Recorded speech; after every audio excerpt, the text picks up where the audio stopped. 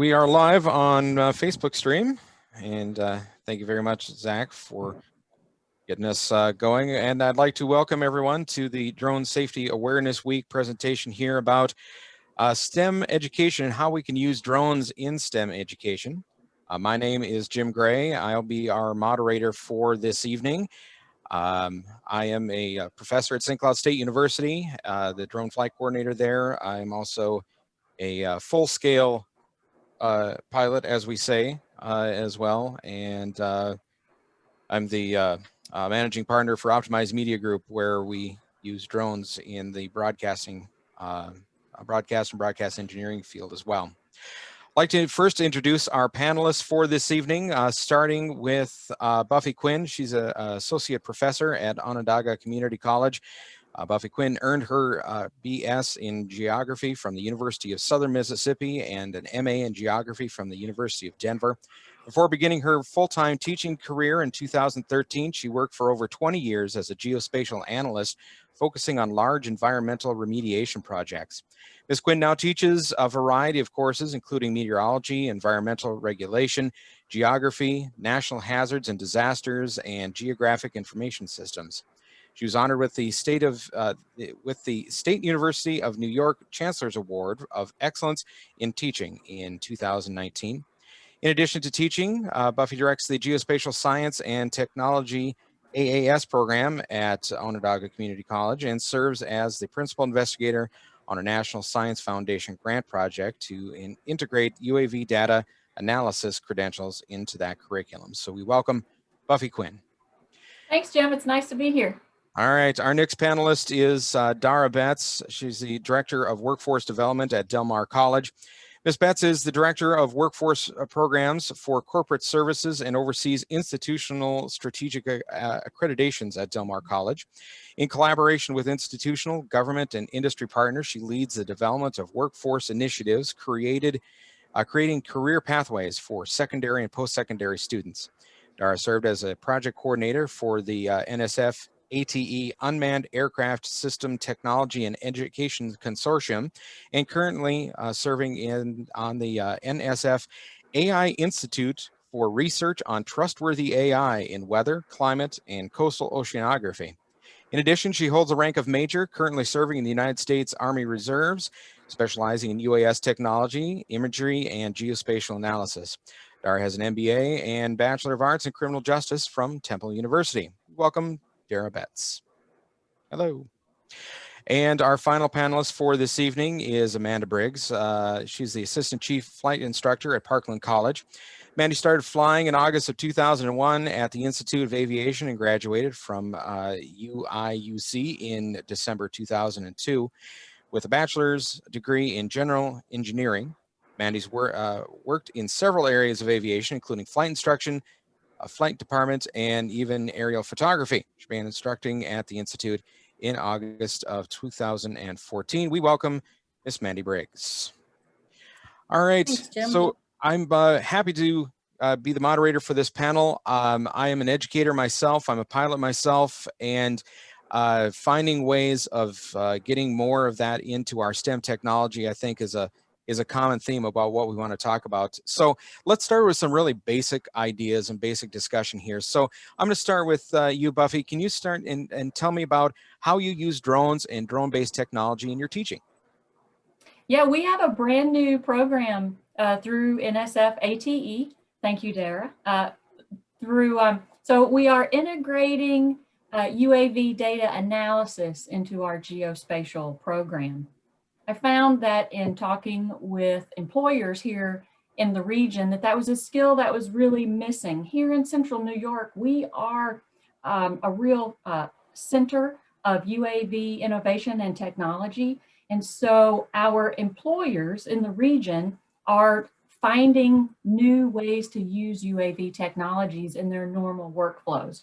And so they said that what's missing is we have people who can fly, but we don't really have an educated workforce ready to take that data and do analysis.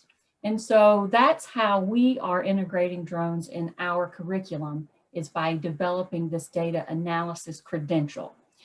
We have one class where we prepare students for the Part 107 certification, and then the more advanced classes, we're actually collecting data and then integrating that into geographic information systems. All right, thank you. And same question for you, Mandy Briggs. Can you tell us how you are using drones and drone-based technology in your teaching? Sure. We also got our start with a National Science Foundation grant, but ours was actually in the area of precision agriculture to update the curriculum. And in our area, drones are becoming more and more common in the agriculture industry. So once we had that curriculum embedded within our precision ag program, we actually expanded from that. And we now have a standalone UAS certificate. And it's a 3-course sequence where we also have the Part 107 certification, but in addition to that, the students get experience flying the drones with both manual flight skills, but also exposing them to the autonomous technology.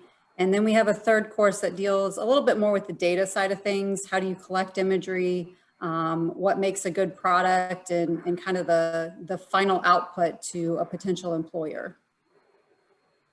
And Ms. Betz, can you also tell us about how you use drones and drone-based technology in your teaching? Yes, Jim. So similar to Buffy's program, we also have utilized we take our UAS technology and we stacked it on top of our geospatial information system program. So we got to start with the drone part. We got to start with the NSF ATE, just like Buffy did. And what we did was we integrated a UAS fundamentals class, such as what Buffy was saying. It's a 64-hour class. It does prepare the students for the Part 107. However, it does go more into detail. And then we added another 2-credit class, credit-hour class. And that was more of a summer camp where they get hands-on experience at one of the test sites. And then with that, they can go on to Texas A&M Corpus Christi, where they can receive all the way up to the PhD level in UAS and geospatial technology. What we did is we start with our curriculum in the high school as dual credit. However, we do begin outreach in the middle schools and in the elementary. So we spend a lot of time out doing career days and parent nights. And we also have a drone and coding camp in the summertime for middle school girls to start getting them interested into computer science. And we've seen where those students are now in high school, and they are taking computer science, and we hope that they will go ahead and finish out at Del Mar College and through Texas A&M University. We do not teach our students how to fly initially. However, once we get out to the summer camps, that gives them that opportunity. And also too, want to note that one thing that makes our program a little bit more unique is that we partnered with Texas A&M Corpus Christi University, and we have the articulation agreement and that seamless transition into their programs, as well as Texas A&M is one of the 7 FAA test sites. So we partnered with their test site, the Lone Star test site. And so between the 3 of us, we have a really strong partnership. All right, and thank you very much. And I should also point out, if you do have any questions, you can post those in the Zoom chat. I understand that questions that are posted on Facebook Live will probably get forwarded to me as well. So we are looking for some interactivity here. If people have any questions or need clarification on things or want to share ideas, please, by all means, go ahead and add that to the chat. Next question, I'm going to start out with you, Mandy, on this one. We know that drones and drone technology can be very expensive, and often the schools that we're involved in can be short on funding. And while you might want to provide a drone for every student or an experience like that, and that's not often very feasible. So when you're doing these projects and you're involving drones, how do you handle group size and involving everybody with some hands-on experience? So for us, luckily, part of the financial burden was eased because we were an NSF grant recipient. So that allowed us to get more of the higher end, more expensive drones that really fills out our program. But we're also very aware of the fact that not everyone has that funding available. So we do try and come up with a more economical drone when we're doing things like outreach programs. And one thing that has really helped us is getting corporate sponsorships. We have a very strong industry support in our area. So we've been able to reach out to some of our local industry leaders, and they've been willing to donate drones because they see the need for the technology in the schools. And they see it as a good investment, not only for their business, but in our community. So that was one approach that we took to try and keep things a little bit more affordable and reasonable when budget is definitely tight. And how about when in cases where we don't have those hands-on though, ways of working within a group around a single drone or a single piece of technology? Can you kind of give us some guidance in that as well? Yeah, absolutely. One of the things that we actually came up with that has worked out very well is a lot of times when you want to demonstrate something that the drone can do and have those capabilities, you want to be outside. So we actually took a large monitor that our program already had existing, and we were able to wire that to one of our school's trucks, and we actually made a mount for the back of the truck. So we now have a mobile presentation station so that we can connect the iPad or whatever we're using so that everybody can see what's being on the display rather than having 10 people trying to huddle around a small iPad. Now we've got this large monitor. It's basically an oversized flat screen TV that we can take anywhere. If we can hook it to the back of the truck, it'll go with us. And so we've taken that out to the field.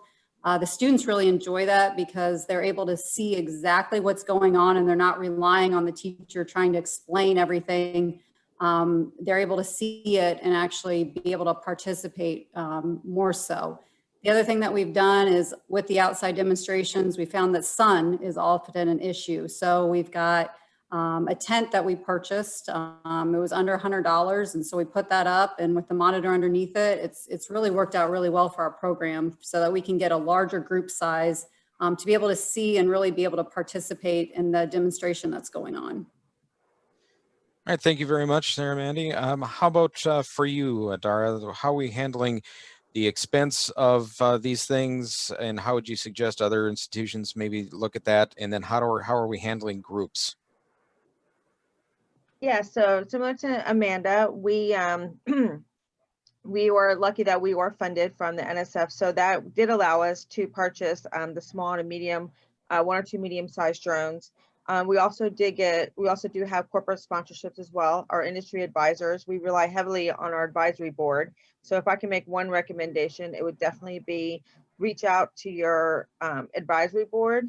If you don't have one, I would suggest you quickly get one because they're going to be your best advocate, not just for helping you develop the curriculum, but also to providing those equipment and resources that you normally would not be able to get. So thankfully for them, we've gotten many donations and equipment. When it comes to teaching them how to fly, and we use the same technology Amanda is, however, we do limit our outside because we do have a wind issue down here in South Texas. So whenever possible, we do bring them outside. We also have a large monitor. We have a group that goes out and they have a mobile command center. And like I mentioned before, we do partner with the Lone Star UAS Center. So they're really equipped with a mobile ground control station. So our students are able to get that kind of experience. So my recommendation is if the schools are near one of those FAA test sites, I highly recommend you try to partner with them because they've been a huge asset to us. And as far as groups go, the same thing, we have several of our upper level students that have the drone license. So they're able to teach the underclassmen that don't have their drone license. So they're able to, we're allowed to pair up that way. And there we just utilize our small, more inexpensive drones. All right. And Buffy, what can you add to that discussion about managing expense and dealing with teaching in groups? Like everybody else on the panel, I too am fortunate to have an NSF grant that does help provide funds for that equipment.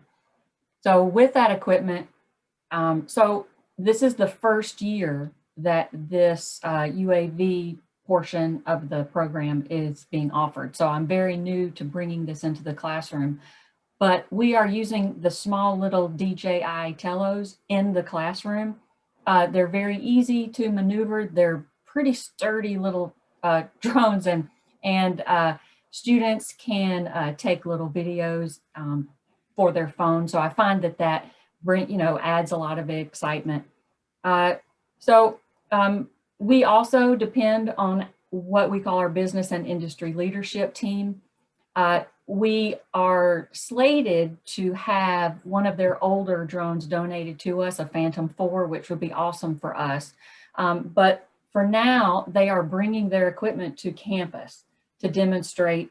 Students are not using those drones. When I go outside with students, we're essentially using toys. We're not using like really big equipment, those that can kind of take a beating. Those were donated by another department on campus who had them kind of lying around. And so I do a lot of just begging. And then we also have a brand new drone technology program on campus, which is a mechanical engineering tech component. And so we are going to be sharing resources, so drones and software and things like that. So relatively new to buying all the equipment, but like everyone else, borrow, beg. I haven't stolen yet. And then for groups, again, because this is our first semester of offering this drone component in our program, we're all socially distanced, all the high schools in our area. I'm in New York State, so everybody's still away. So we haven't really had any demonstrations yet sort of on campus.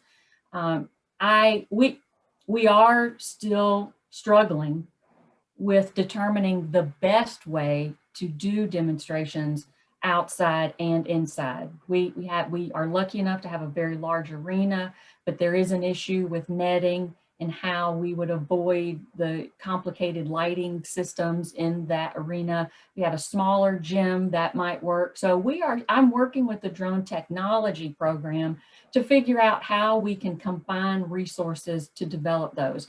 I like these ideas of the tent and the outside part, but here in central New York, our outside flying months are going to be really limited. So we're focused on figuring out, we're thinking it might be kind of like an indoor batting cage kind of arrangement. So still working on the most economical way to do that, keeping all of those other variables in mind, like how are you going to store it? How easy is it going to be to get out? So still working on that.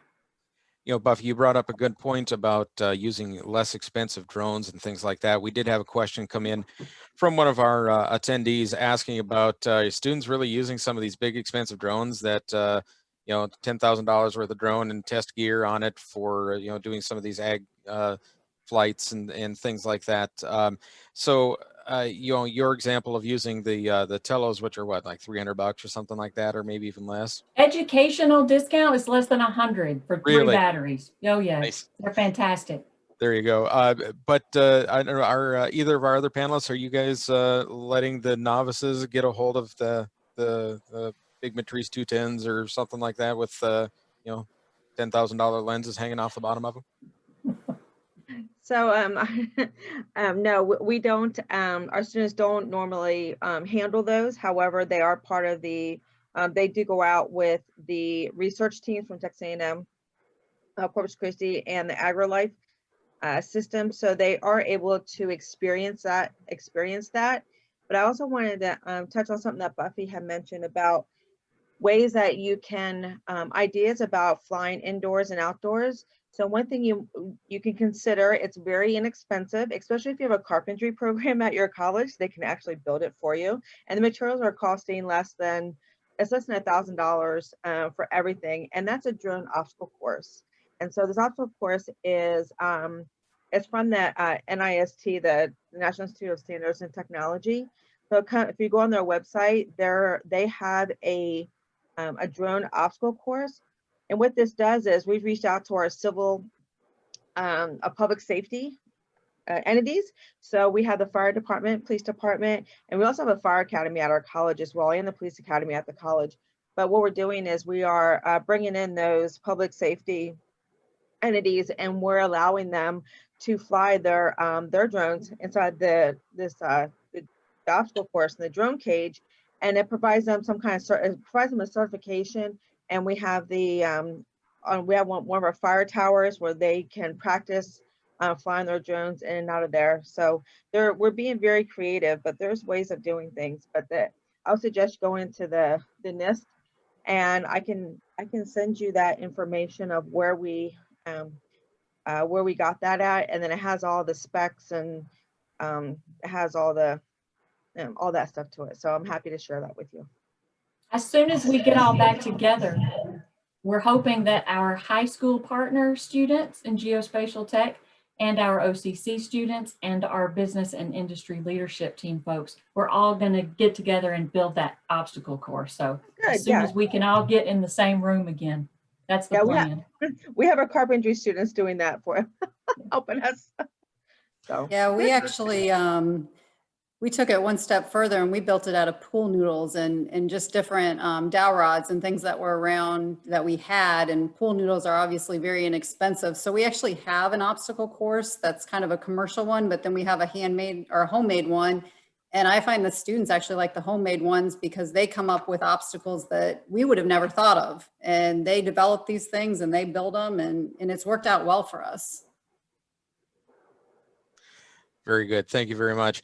So, Buffy, I'm going to start with you on this one. This question, we've seen innovation in what drones can do, but here we sit as educators, and we're educating people about the potential for using this technology as a job, as a career, as a long-term career. So can you tell me how you are not just showing off the cool stuff, but also kind of teaching this as a career? Yeah, that is a really big part of our program and the intent that we have with the program. So we have a partner high school here in Syracuse, and it is considered economically disadvantaged by the state of New York. 85% of the students qualify for free lunch. So they have a geospatial technology program there. And before our program existed, they really didn't have a local pathway. And so, as you mentioned earlier in the session, we're reaching out to the kids in middle school in the 8th grade to let them and their parents, that's the key there. You've got to let the parents know that this is a real job and that they exist here locally, and that this is going to pay better than just a living wage, that this is a great job. The working conditions are great. The job security is there. The technology is only going to grow. So we're reaching out to those middle schoolers with materials that are targeted not only to them, but to their parents. Then if we can get them into the CTE program in the high school, they're working with me throughout their entire 4 years. They're working with our business and industry leadership team to keep reinforcing that idea that these are jobs that are available.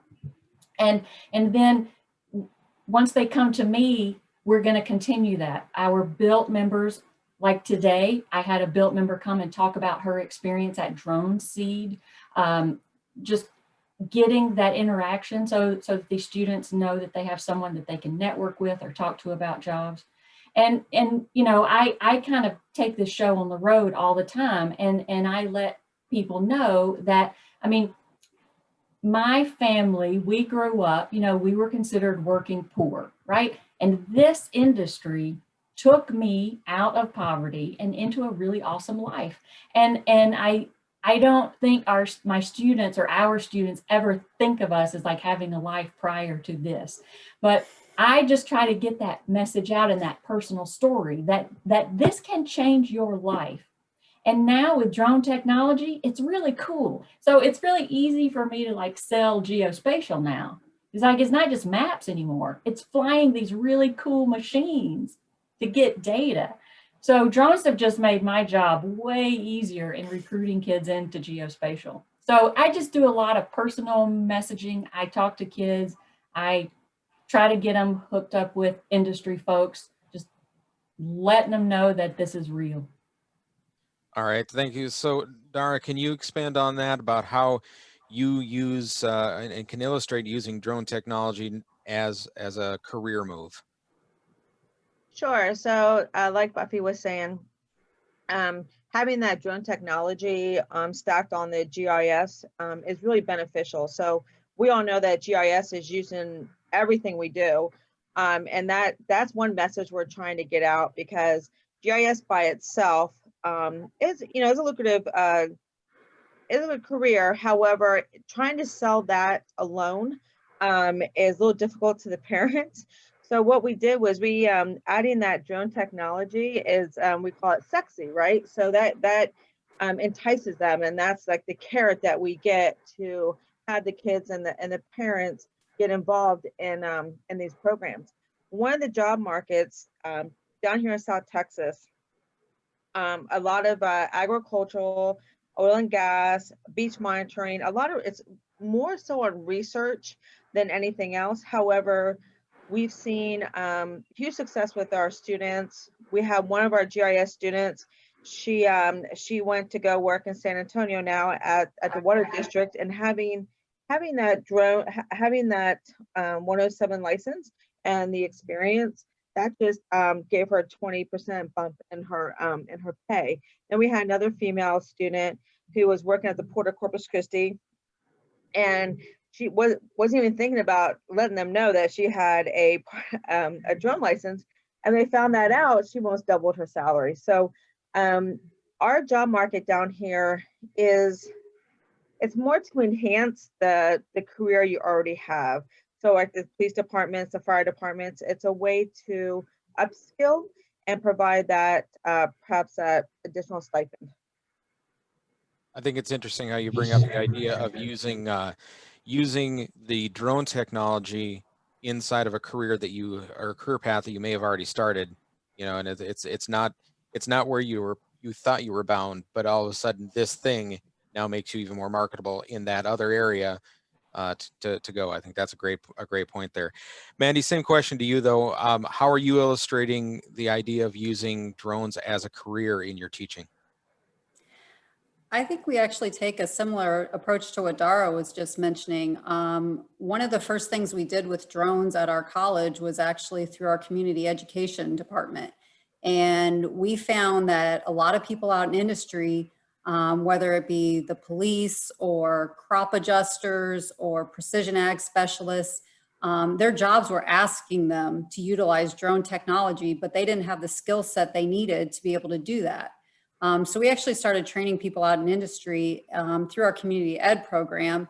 And then we kind of kicked that around to our existing students and said, hey, we're seeing this need out there. You already know you want to go in the area of agriculture, or you already know you want to go into law enforcement.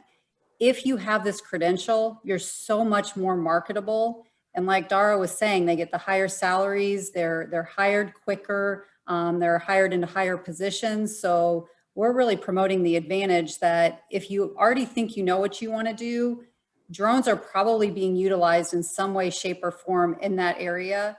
And this is going to give you that extra step up so that you are going to be employed that much quicker, and hopefully, with a higher starting salary as well. Mandy, I appreciate, oh, I'm sorry, Jim. Go ahead, by all means. Yeah, I was just going to say that I appreciate what you said there, because, we are also really trying to target those incumbent workers who perhaps work for our business team members, in those companies. And so in our first class where we're integrating geospatial and drones, one of my students owns a drone company. He flies drones, but he doesn't know how to do anything with the data. So he's just delivering imagery, right? And then another one of my students is a GIS analyst for the city of Syracuse.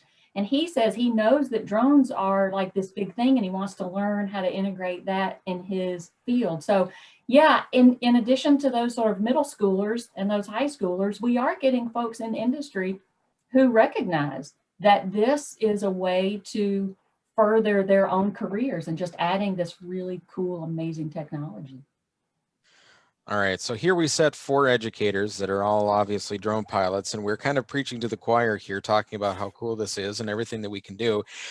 However, we also know that there is those that have a different opinion about this whole thing. So, Mandy, I'm going to start with you on this one. What I want to talk about here is how do we respond to people that are opposing drone technology, whether it's drone tech as a career because, hey, you're just playing with a toy, or they don't like it for safety reasons, or they don't like it for privacy reasons. And sometimes maybe even inside your own institutions, they don't like it for some of these reasons. How are you addressing the naysayers? Yeah, we do hear that from time to time. And quite honestly, what I say is education. The drone pilot has to be educated. There's a right way and a wrong way to approach the industry. And I feel like the more people understand what the regulations are, the more they follow the regs, the more the professionalism of our industry comes out, the more it's going to sell itself. I always say the drone is not a toy, it's a tool. And we teach our students that from day one. You know, they walk in the classroom and yeah, we want to make our classes fun, but we also want to emphasize that it's not just a toy, it's a means to an end. It's going to make your life, your job that much easier and that much more productive. And I think when people understand that, by and large, the drone industry is very safe. We have a lot of responsible operators out there, and they're doing amazing things. And once they kind of switch that mindset, I think they can see the definite benefits of using drones, no matter what industry they're in. All right, and Dara, the same question for you. How do you handle the naysayers that they don't like it because of safety or privacy or other issues? Well, again, to add on to what Amanda was saying, we do the same thing. We focus, we can emphasize safety enough. So all of our course offerings, all of our events, everything we do is focused around safety. So when we get a lot of these questions, especially from like high schoolers, they're just gonna be completely honest with you. And once we explain to them that how to safely operate your drone and just as a hobby, the safety aspects of it, then they kind of get the big picture, as well as the community. Well, we have, like I said, we have the UAS test center, FAA test center, so they provide a lot of that data. So we just enforce the safety part of it, and the course offerings that we do at Del Mar College, we do not water down by no means our UAS fundamentals class, which, you know, we see a lot of. Well, for example, you see, I call them fly by night internet courses that are hey, in 3 days, $700, you can here's a course that will prepare you for the 107. Well, we're not about that, and we would never be that. So we our course is 64 hours. It is embedded into our credit program. We just opened it up to the open enrollment, but it is the same course, and it is 64 hours, and it is all safety focused. And Buffy, same question for you. How do you handle the naysayers about drones and drone technology? Isn't that what people said when the automobile was invented and you had the horse-drawn carriages? Isn't it the same thing? So And the I don't think it's I don't think it's a new complaint, but fortunately, my institution is so incredibly supportive of this program and the technology. Also, I think in Syracuse, because we are the one end of a test site, and we also have the Syracuse Tech Garden, which has the Genius competition for UAVs.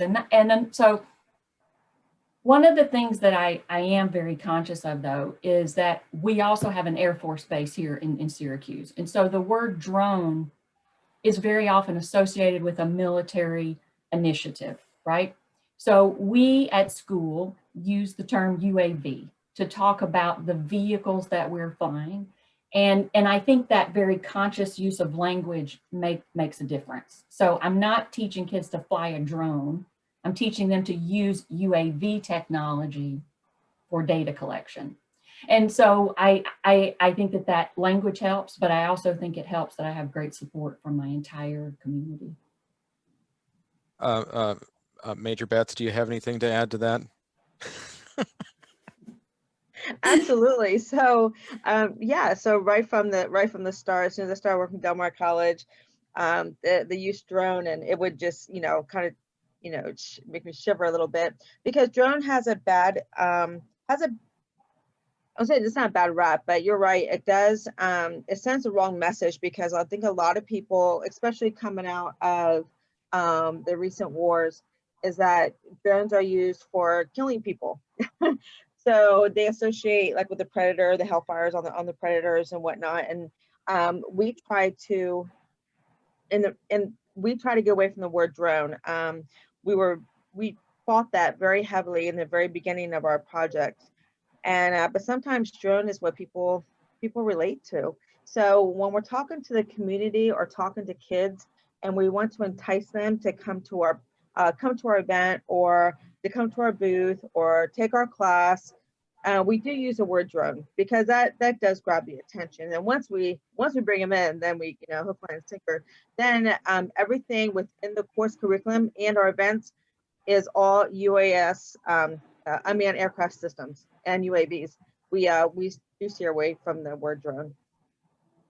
All right, thank you very much. We did have a question from one of our attendees asking about, have any of our panelists here, have you been involved in working with law enforcement agencies and handling how they've kind of created their own policies and enforcement policies potentially with drones? Anybody want to volunteer with that one? I helped write the policy for our campus, and so campus security, but not for a law enforcement agency beyond campus. But yes, I was asked to help draft that. Have we had any law enforcement, reach out to you or any of your agencies or your institutions, I should say, to look at how to handle drone technology? All right. Thank you very much. Well, they have so they have reached out to us, and I don't teach the class, but our instructor who does teach, he teaches them about the fundamentals and about the technology. So they do come to us for that training. All right, very good. So we just talked about how wonderfully safe we make everything here, but you know what? Things happen every now and then, right? So how do you handle when you're doing a demonstration, potentially in class or just demonstrating drone technology, and you have some sort of a technical issue that arises? So we're going to start, let's start with you, Dara. How do you handle these little technical glitches that happen during a demonstration? Well, when we have our camps, it does happen. And one thing is, all of our students have protective gear on, so they have their goggles on. They don't have to wear helmets or hard hats, but because the drones we use are so small. But we let them understand that it happens. And luckily, the drones that we do use for events and in the classroom are the small ones, and they come with replaceable parts. And excuse me, my dogs just came in the room, so I apologize. But we just like I said, luckily our drones are the small ones and inexpensive, and we do make sure that the students are in a safe spot away from the flying. And Buffy, how about for you? How do we handle these technical glitches? Oh, they never happen. No. Fortunately, we're still a very new program, so that we're just wrapping up in the next few weeks the first semester of this new program.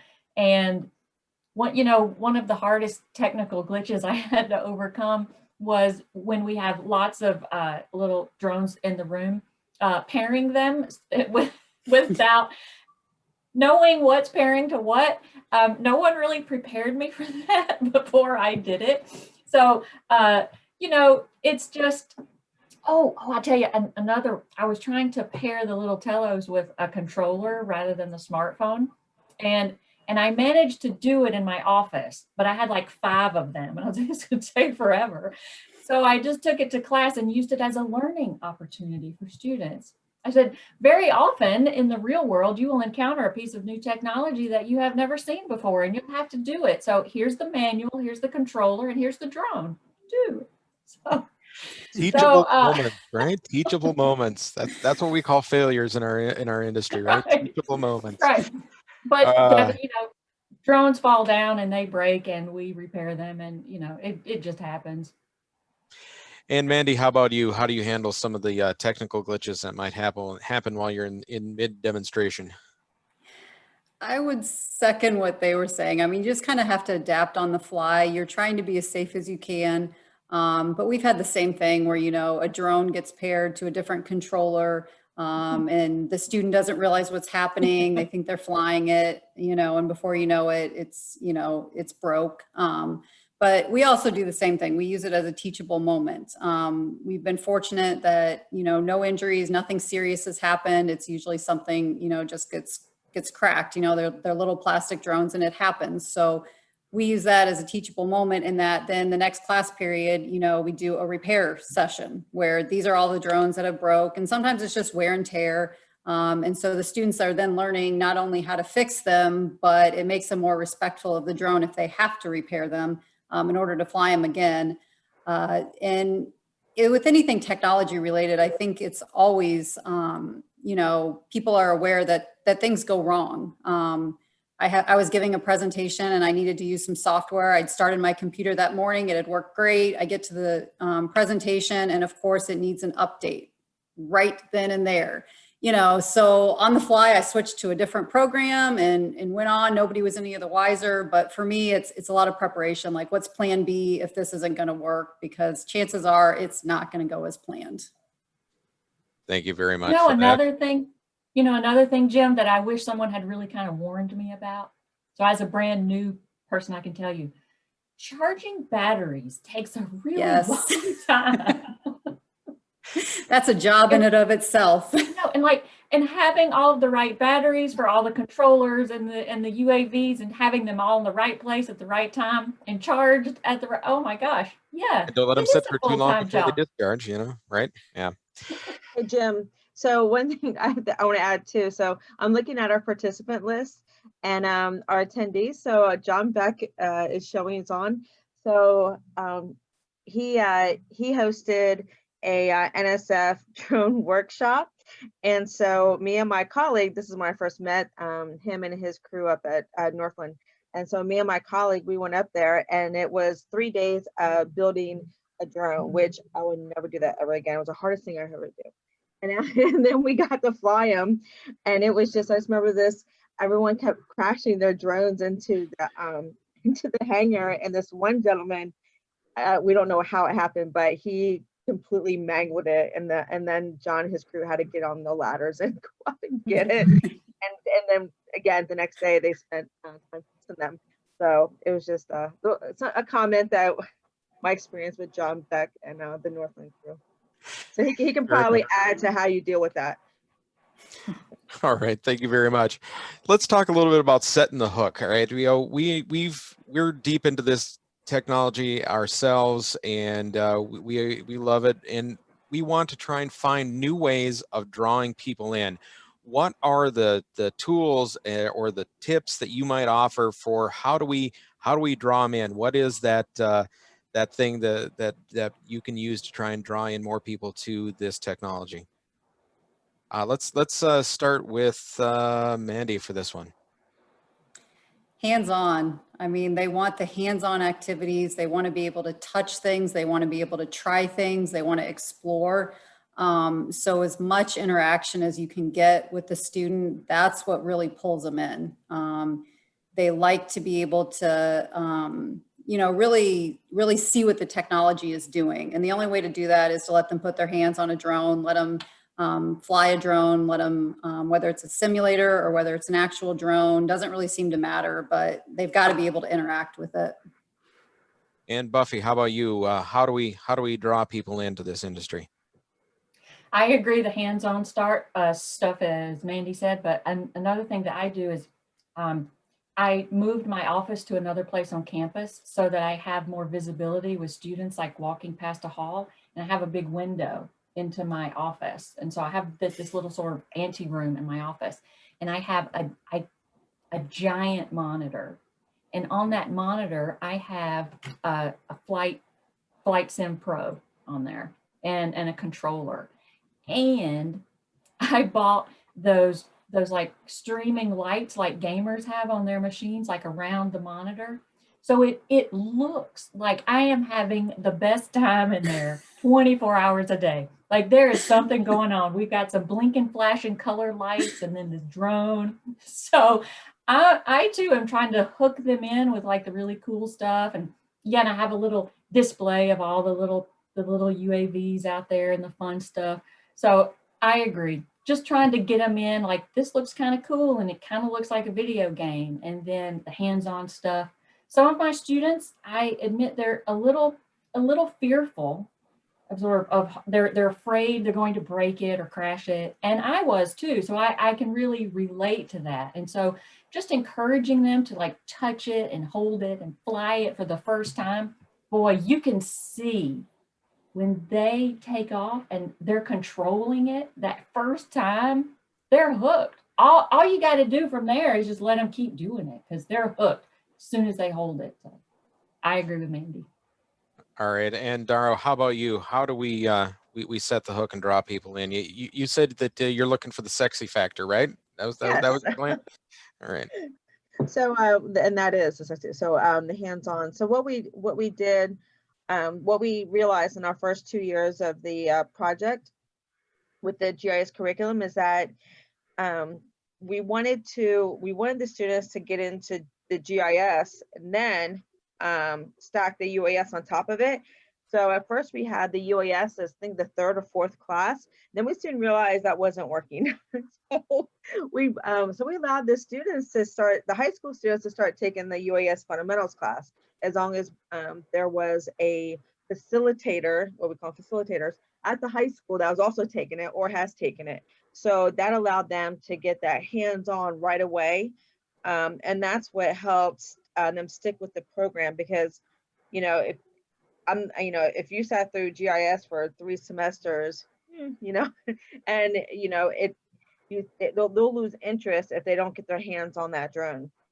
One of the things we did also is integrate the summer camps for the students during the summer months. And whether it was 1 week or 2 weeks, it allowed them to go out to one of the test sites that we have through the Lone Star test site.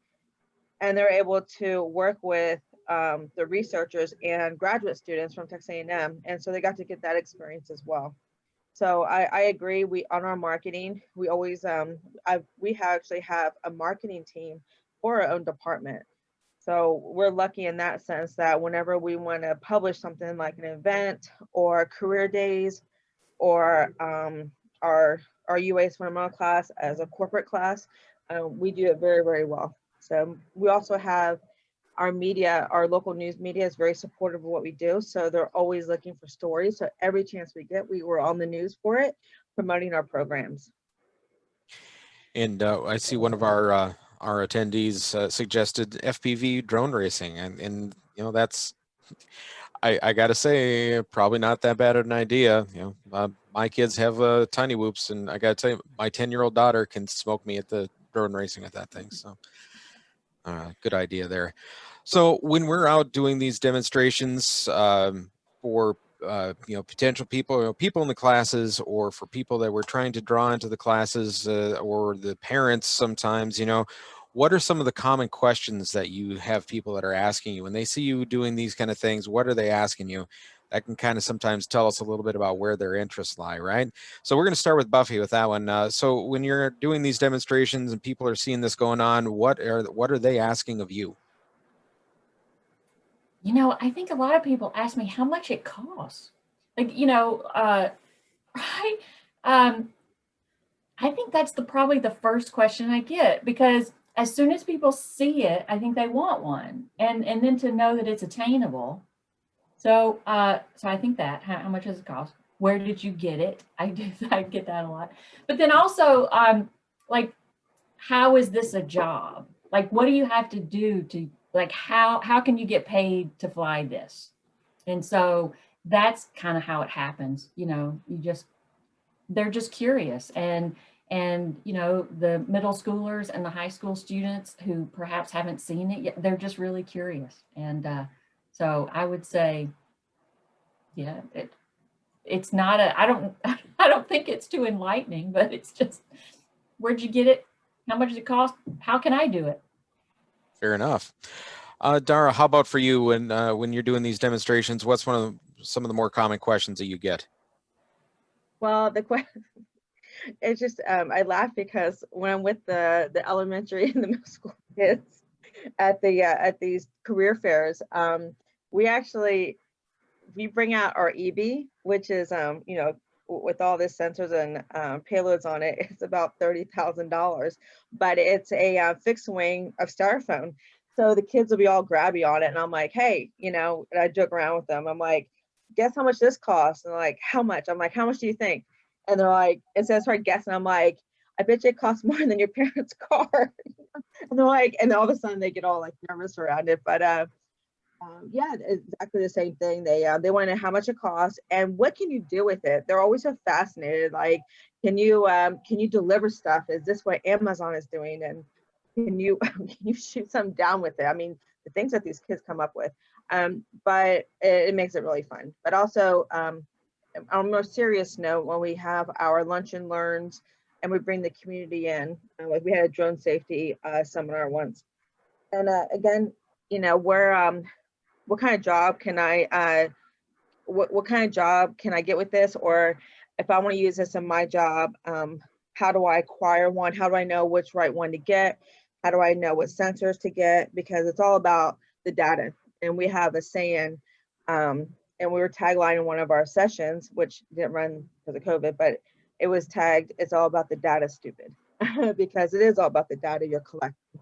And we want to get that, we're trying to get that message out that one of the important things about drone is data collection, but for the consumer, how do you know what you're getting? So we also focus on that for the consumer as well.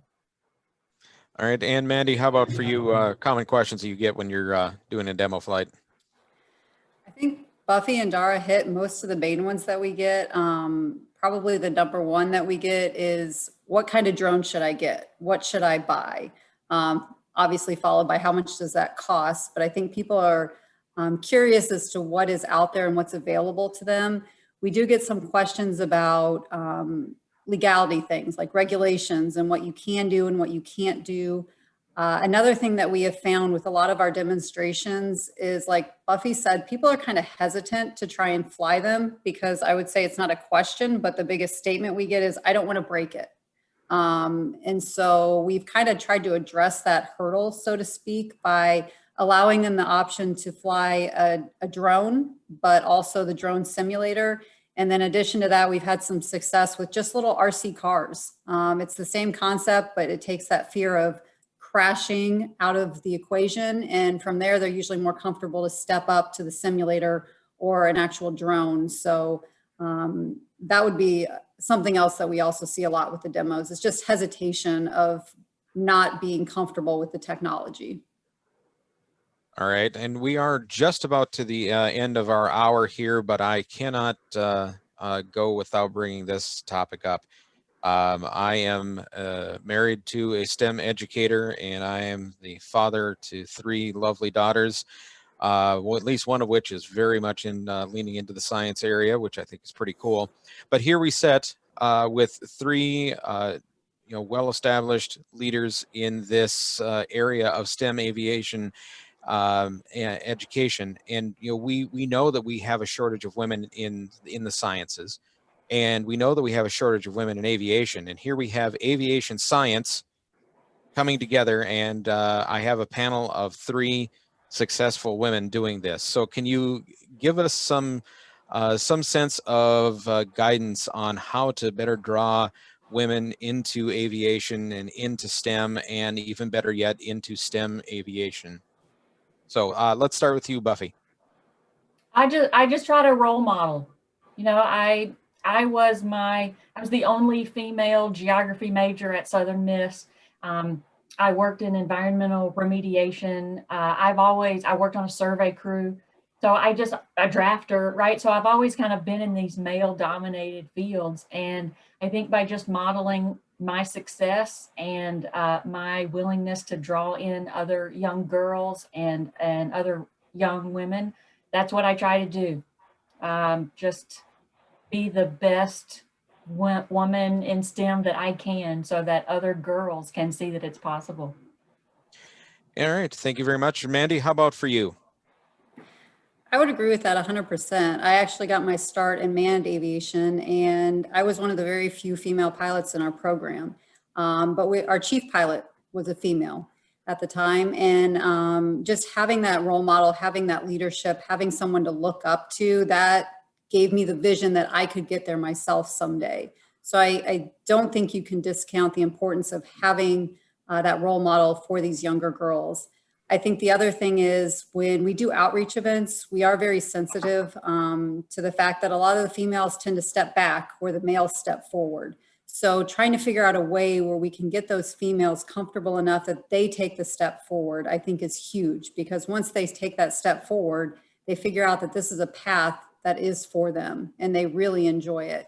And I'm in the same situation as you. I've got 2 young daughters, and right now they love STEM. So I think it's important that as much as you can with your kids is to keep them involved in STEM and constantly make it exciting for them and challenge them and have them do new activities so that they do see long-term that is a path that they can take.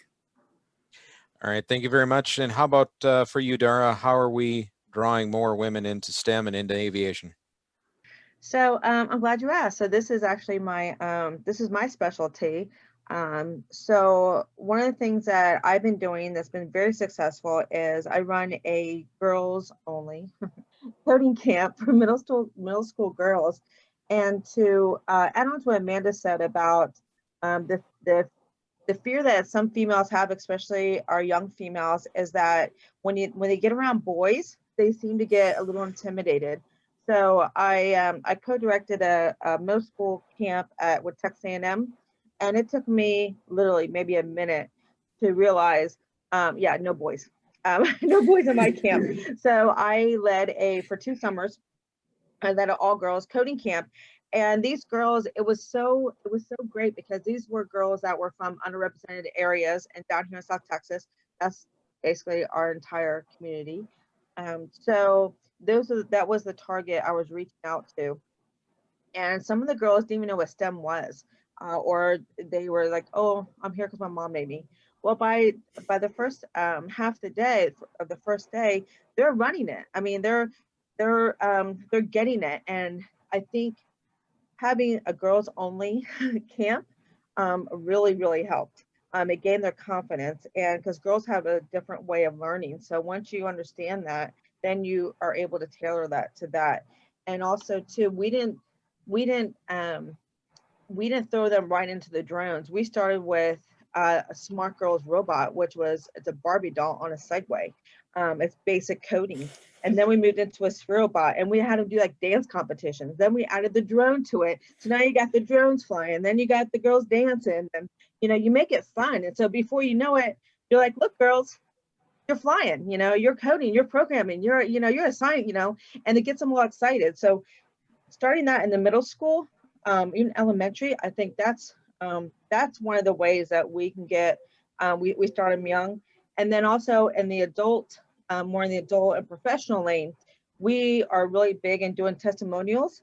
So we have 2 female graduates we use them as our poster childs, because they really are. They come in and we have them we have their videos. So when we do events or they're on our webpage, and they'll come in and they'll serve as role models.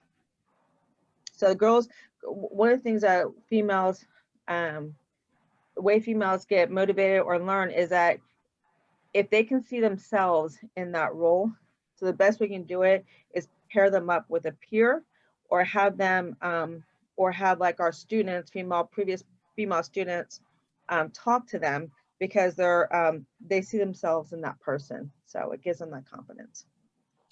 I think that is a wonderful spot for us to wrap it up on. We have reached our 1-hour time. I'd like to thank our guests, Dara Betz, Amanda Briggs, and Buffy Quinn, for help guiding this discussion about integrating drones and drone technology, or maybe I've learned today, UAVs and UAV technology, thank you very much, into STEM education for all ages. Thank you very much for joining us. My name is Jim Gray. Good night. Good night. Bye.